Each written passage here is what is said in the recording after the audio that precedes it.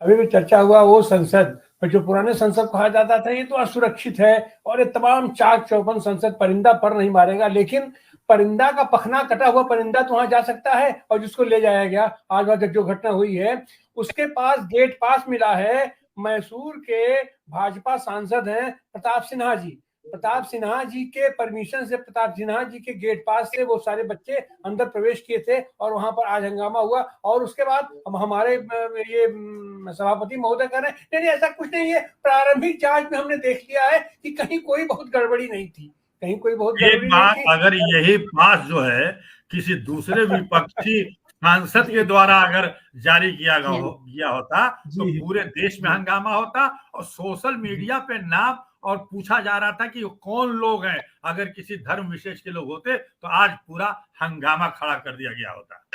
जी जी, ये तो बेहतर हुआ कि अथाल जमाल लारी वहां नहीं थे, और नहीं तो जबरदस्ती इन्हीं का गेट पास लगा दिया जाता, और नहीं तो दानिश अली साहब तो वहां पड़े हुए हैं, उन्हीं का गेट पास सब लगा देते, लेकिन वो तो पकड़ा गया अपना सीधे सीधे। तो इन सारी स्थितियों पर आपका कमेंट जागृति जी। जी, ये बहुत सीधी सी बात है कि जो अभी तक लोगों ने बोला उसको मैं समराइज करूं अगर, तो ये बुलडोजर जो है केवल घरों पर नहीं चल रहा है, ये बहुत जो एक सामने सामने चलने वाला बुलडोजर है, और एक जो नहीं दिख रहा है, दिखता नहीं लेकिन चल रहा है, वो बुलडोजर ये है कि यूनिवर्सिटी के स्पेस खत्म किए जा रहे हैं, यूनिवर्सिटी का बजट घटा दिया गया, एडमिशन के तरीके बदलकर उनका अधिकार कम कर दिया, वैचारिक जो स्पेस था खत्म हो गया, एफिलिएशन के लिए कॉलेज जो रखे गए थे वो अधिकार खत्म कर रहे हैं, एडहॉक टीचर्स हटा दिए गए हैं, इतिहास की जो आर्काइव और लाइब्रेरी थी जेएनयू की वो खत्म हो गई, वीसी एक ही तरीके से एक ही स्कूल से यानी पढ़ा हुआ आता है, एक ही तरीके के विचारधारा से। ये model BHU, Allahabad, Lucknow, Hyderabad, Gujarat university सब जगह लागू हुआ है। ऐसा नहीं है कि खाली जेएनयू में है, जेएनयू का नाम ज्यादा होता है और लड़ते लोग ज्यादा हैं। पार्टियों के जो विपक्ष के छात्र संगठन है और नेता हैं उनके ऊपर पूरा शिकंजा कसा गया है, उमर खालिद जैसे लोग और तमाम लोग जेल में हैं। इसका अब मैं उदाहरण और कंक्लूड अगर करूं, इसको जोड़ूं, तो आपको दिखाई देगा कि इस सब का संबंध कहीं ना कहीं शिक्षा के निजीकरण से है, और उनको ये कॉलेजेस, ये यूनिवर्सिटीज नहीं चाहिए, उनको उसको भी एमएनसीज की तरह ही आज नहीं तो कल बेच देना है, उसी तरफ चीजें जा रही हैं। और इसीलिए कहीं ना कहीं छात्रों की आवाज को बिल्कुल चुप कराना है। और समझिए कि आपको याद होगा कि जामिया मिलिया, याद करिए कि जो हमला हुआ था, मैं पहले जो वक्ता थे उनके जवाब में कहना चाहती हूँ कि कभी आपने इमरजेंसी में सुना था क्या? आप बहुत अच्छे छात्र नेता रहे होंगे, लेकिन कभी जामिया में जिस तरह घुसकर पिटाई की गई वो कभी देखा था इस देश में आजादी के बाद? कभी हुआ था? या रोहित वेमुला के जैसे छात्र को आत्महत्या करनी पड़े, और इस देश में 35,000 से ज्यादा स्टूडेंट्स आत्महत्या, युवा आत्महत्या कर रहे हो, बेरोजगार आत्महत्या कर रहे हो, ऐसा कभी था हिंदुस्तान? तो हमको ये समझने की जरूरत है कि मार्क्स की जो थियोरी है, थियोरी ऑफ एलियनेशन, वो क्रिएट की जा रही है, और डेमोक्रेसी का स्पेस खत्म किया जा रहा है।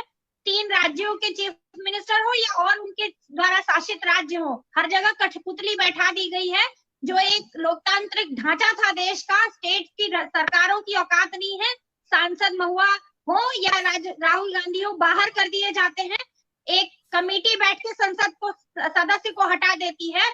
ये सारे उदाहरण हम लोग रोज देख रहे हैं। तो ये मामला डेमोक्रेटिक ढांचे को और स्पेस को बुलडोज करने का है, खत्म करने का है, और हम लोग चीन और रूस के रास्ते पे जा रहे हैं। जो हमारा शासक है आज की डेट में, वो उसका सारा मोटिवेशन, वो भले ही लेफ्ट के लोगों से चिढ़ते हो बहुत बुरी तरह, लेकिन उनका मॉडल कहीं ना कहीं बगल का चाइना का और रशिया का ही है, जहां वो 20 साल के लिए खुद को घोषित कर देंगे कि हम ही रहेंगे और हमारी पार्टी ही रहेगी और दूसरा कोई नहीं रहेगा, और ये सब डेमोक्रेसी के नाम पे होगा। ठप्पा लगवा लिया जाएगा सुप्रीम कोर्ट से, वो जो फैसला चाहेंगे करेंगे, और उस पर ठप्पा लगवा लेंगे लीगल अथॉरिटी से भी इस देश की। ये बहुत सीरियस क्वेश्चन है, ये केवल जेएनयू का मामला नहीं है, ये हर जगह हर क्षेत्र में हम देख रहे हैं। किसी भी संस्था की स्वतंत्र आवाज और हैसियत नहीं रह गई है। वो चुनाव आयोग को लोग केचुआ बोलने लगे हैं। क्या क्रेडिबिलिटी रह गई है? ईडी और सीबीआई को पहले ही उनका तोता कहा जाता रहा है। तो ऐसी कोई स्वतंत्र संस्था या कोई वैचारिक स्पेस नहीं है। बनारस में राजघाट ढहा दिया गया, साबरमती खत्म किया गया, और जितनी ऐसी नागरिक संगठन हुआ करते थे सिविल सोसाइटी के, उन सब के पर कतर दिए गए हैं। और उसके बाद फिर अब यूनिवर्सिटीज धीरे धीरे खत्म हो रही है। पीएचयू में अभी लंका पर आकर के धरना प्रदर्शन किया जाए तो सीधे योगी जी को फोन जाता है थाने से और लोगों के ऊपर प्रतिबंध लगाया जाता है। 10 बजे रात से अब आप बीएचयू के कैंपस में नहीं घुस सकते हैं। लड़की के साथ बलात्कार करने वालों को नहीं पकड़ा गया। यूनिवर्सिटी में ये कर्फ्यू टाइमिंग लागू कर दी गई। तो ये सारी चीजें हो रही हैं और हम लोगों को समझने की जरूरत है। ये नहीं कहा जा सकता कि आज की युवा पीढ़ी लड़ना नहीं जानती है, खूब जानती है, लेकिन उसको कोई जयप्रकाश नारायण नहीं मिल रहा है। सच्चाई ये है कि जिन लोगों को 74 और 77 में मिले थे वो जयप्रकाश नारायण थे। आज कौन है इस देश में जयप्रकाश नारायण? किसी में नहीं दम है कि उस तरह से लोगों को मोटिवेट कर ले और स्टूडेंट्स को खड़ा कर ले, एक जगह पे लीडरशिप मिले। किसान आंदोलन, एनआरसी का आंदोलन या उसके बाद छात्र आंदोलन से शुरुआत हुई थी। ये सारी चीजों में जिन लोगों ने भाग लिया उन सबके ऊपर ही यूआईपीए लगाया जा रहा है, राजद्रोह का मुकदमा लगाया जा रहा है, छांट छांट के किया जा रहा है। या फिर भीमा कोरेगांव के आंदोलन से जो लोग जुड़े थे, एससी एसटी एक्ट के खिलाफ जो उसका हटाने की बात हो रही थी, तो इन सारे 4-5 आंदोलन इस देश में किसने किए? उसमें ज्यादा भागीदारी किसकी थी? तमाम छात्र संगठन उन सबके पीछे कहीं ना कहीं लगे हुए थे और ये इन लोगों को खूब अच्छी तरह मालूम है। तो ये कहना कि ये शासक जो है डरा हुआ है, मैं नहीं बिल्कुल मानती। ये कतई नहीं डरा है, ये डरा रहा है, ये बुरी तरह डरा रहा है लोगों को। और उसका नतीजा है कि लोग अब बाहर जाने से और धरना प्रदर्शन में हिस्सा लेने से डरते हैं। उनके पास 200-400 लोगों की हर जिले में लिस्ट होती है, हर यूनिवर्सिटी में लिस्ट होती है कि इन लोगों पे निगाह रखो, इनके पीछे पुलिस और एलआईयू और आईबी को छोड़ के रखो। यही लोग हैं जो खुराफाती लोग हैं, बाकी तो सब डर के चुप हो चुके हैं। तो ये डेमोक्रेटिक स्पेस को, डेमोक्रेटिक पूरा सिस्टम को 70 साल में जो खड़ा किया गया, इसको खत्म करने की साजिश है। और ये किसी एक जाति या किसी वर्ग के खिलाफ भी नहीं है, ये इस देश की 80% 90% जनता के खिलाफ है। ये बात भी समझने की जरूरत है। इसमें जो हटाए गए, लक्ष्मण यादव भी हटाए गए और सौरभ वाजपेयी भी हटाए गए।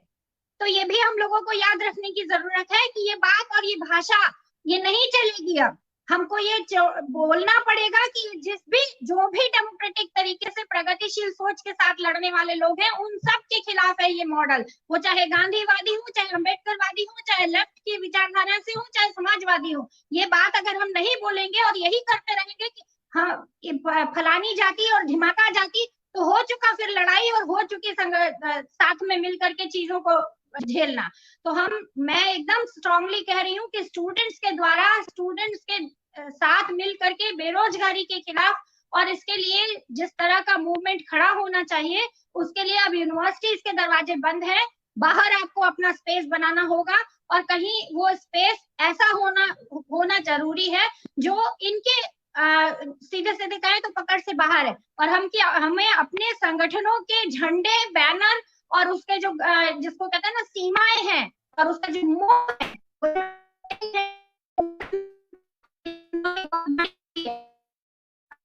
जी, सारी सीमाओं से बाहर निकल करके अब हमें अपने जनतांत्रिक अधिकारों के लिए लड़ना होगा, निकलना होगा।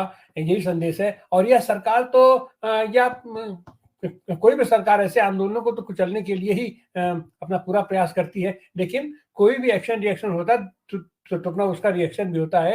ये सरकार जितना ही दमन कर रही है उतना ही तेजी से हमारा छात्र आंदोलन भी बढ़ेगा, युवा आंदोलन भी बढ़ेगा, महिला आंदोलन भी बढ़ेगा, किसान आंदोलन आप साथी देख रही है, मजदूर आंदोलन बढ़ेगा। और ये सारे आंदोलनों के ही बल पर हम जनतांत्रिक अधिकारों को पा सकते हैं। आप सारे साथी आज आए, हमारे साथ जुड़े, आपका बहुत बहुत धन्यवाद। बहुत बहुत आभार। जागृति राही जी नहीं, चंदा यादव जी नहीं, प्रोफेसर अखिल स्वामी, अथर जमाल लारी, राणा रोहित जी, मनीष कुमार जी, आदित्य दुबे जी और डॉक्टर सुनीलम, आप सबको एक बार बहुत बहुत शुक्रिया। और आपका यह स्नेह और सहयोग ही हमारी पूंजी है।